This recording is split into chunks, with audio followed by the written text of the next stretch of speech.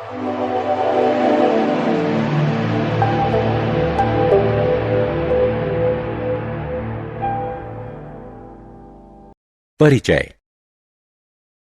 बच्चों, हम सभी पृथ्वी को नीले ग्रह के रूप में जानते हैं, क्योंकि पृथ्वी की सतह पर पर्याप्त मात्रा में जल है। वास्तव में पृथ्वी की सतह का 70% भाग जल से ढका है। हालांकि गर्मियों में हर कोई जल की कमी की बात करता है। आश्चर्यजनक है ना? इससे भी ज्यादा आश्चर्यजनक है कि कुछ ही महीनों बाद मानसून के दौरान हम बाढ़ के बारे में बात करते हैं। इस पाठ में हम पृथ्वी पर सूखा और बाढ़ के प्रभावों के बारे में पढ़ेंगे। हम इन समस्याओं को हल करने के उपाय भी सीखेंगे।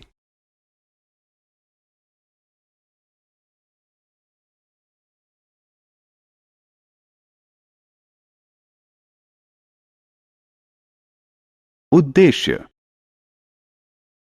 इस पाठ के अंत में आप निम्न करने में सक्षम हो जाएंगे: भारी वर्षा के प्रभाव को जानना, लंबे समय तक वर्षा न होने के परिणाम का वर्णन करना, वर्षा जल संचयन के बारे में बताना, वर्षा जल संचयन के विभिन्न तरीके बताना।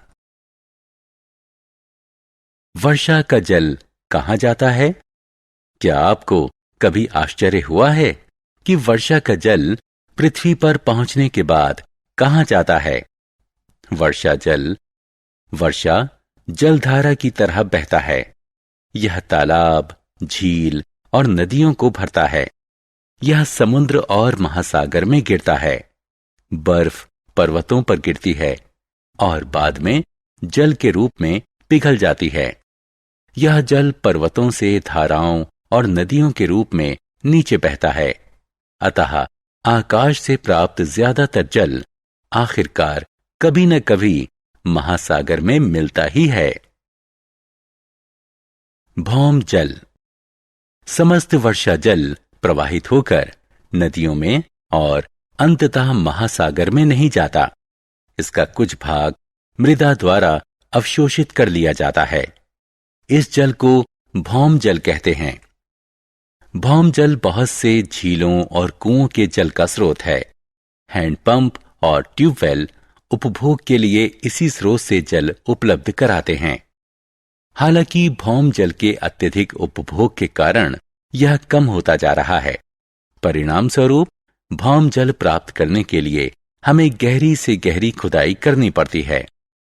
उन क्षेत्रों में जहां वनस्पतियां बहुत कम होती हैं या बिल्कुल नहीं होती, वहां की ऊपरी मिट्टी भुरभुरी होती है और वर्षा जल के साथ आसानी से बह जाती है। ऐसे क्षेत्र पत्थरों से ढक जाते हैं। परिणाम स्वरूप धरातल में वर्षा जल का निस्संयदन कम होता है। यह भौम जलस्तर में कमी का कारण भी बनता है। जब भारी वर्षा होती है तब क्या होता है? हमारे देश में अधिकतर वर्षा जून, जुलाई और अगस्त के महीने में होती है। यह हमें गर्म और उमस भरी गर्मी से राहत देती है। बहुत सी फसलों की बुआई मानसून पर निर्भर होती है। लेकिन क्या होता है जब बहुत भारी बारिश होती है? अत्यधिक वर्षा के कारण तालाबों, झीलों और नदियों के जलस्तर में वृद्धि हो जाती है, जिससे इनमें जल उमड़ने लगता है। इन जलाशयों में जल का उसकी सामान्य सीमा से अधिक प्रवाह को बाढ़ कहते हैं। बाढ़ फसलों को हानि पहुंचाती है और लोगों और संपत्ति को भी क्षति पहुंचाती है।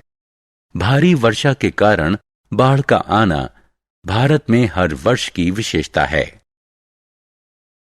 बहुत लंबे समय तक वर्षा के न होने से सूखा पड़ता है। क्या आपने ध्यान दिया है कि यदि लंबे समय तक वर्षा ना हो तो क्या होता है? जब लंबे समय तक वर्षा नहीं होती तब मृदा नियमित रूप से वाष्पीकरण और प्रस्वेदन के माध्यम से जल खोती है। तालाब और कुओं का जलस्तर घट जाता है और कुछ जलाशय सूख जाते हैं। भौम जल भी कम हो जाता है। लंबे समय तक जल की कम आपूर्ति के कारण सूखा पड़ता है। जल का बुद्धिमत्तापूर्वक उपयोग करना चाहिए। जल को केवल प्राकृतिक स्रोतों से प्राप्त किया जा सकता है। पृथ्वी पर उपलब्ध जल का एक बहुत छोटा सा भाग पादपों, जीवों और मनुष्यों के उपयोग के योग्य है। विश्व की बढ़ती हुई जनसंख्या के अनुसार योग्य जल की मांग बढ़ती जा रही है। आने वाले वर्षों में इसके अभाव के बढ़ने की संभावना है। इसलिए हम लोगों को पृथ्वी के जिम्मेदार निवासी होने के नाते जल संचयन अवश्य करना चाहिए और इसका न्यायोचित प्रयोग करना चाहिए। वर्षा जल संचयन। यदि हमारी छतों, सड़कों और पैदल पथों पर गिरे वर्षा जल को गड्ढों में गिरने देने के बजाय उसे एकत्रित और जमा कर लेते हैं तो हम जल का बहुत बड़ा भंडार बना सकते हैं। वर्षा जल को एकत्रित करने और जमा करने को वर्षा जल संचयन कहते हैं। छतों पर स्थित वर्षा जल को बाद में विभिन्न कार्यों में उपयोग के लिए पाइप से स्टोर टैंक में जमा करना चाहिए। इसके अतिरिक्त वर्षा जल को एक टैंक में एकत्रित करने के बजाय पाइप से इसे जमीन में खोदे गए एक गड्ढे में एकत्रित कर सकते हैं। इस तरह वर्षा जल मृदा में पुनर्भरण के लिए रिस जाता है और भौम जल स्तर फिर से बढ़ जाता है। वर्षा जल संचयन की एक अन्य तकनीक ये है जिसमें धरती पर बहने वाले पानी को भौम जल के पुनर्भरण के लिए उपयोग किया जाता है।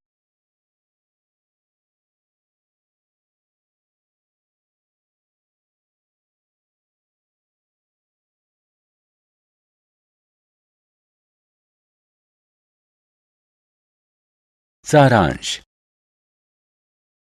आइए हमने जो कुछ सीखा है उसे संक्षेप में दोहराएं। अत्यधिक वर्षा के कारण बाढ़ आती है और एक समय तक वर्षा के अभाव के कारण सूखा पड़ता है। धरती पर उपयोगी जल निश्चित है, अतः इसका उपयोग बुद्धिमानी से करें।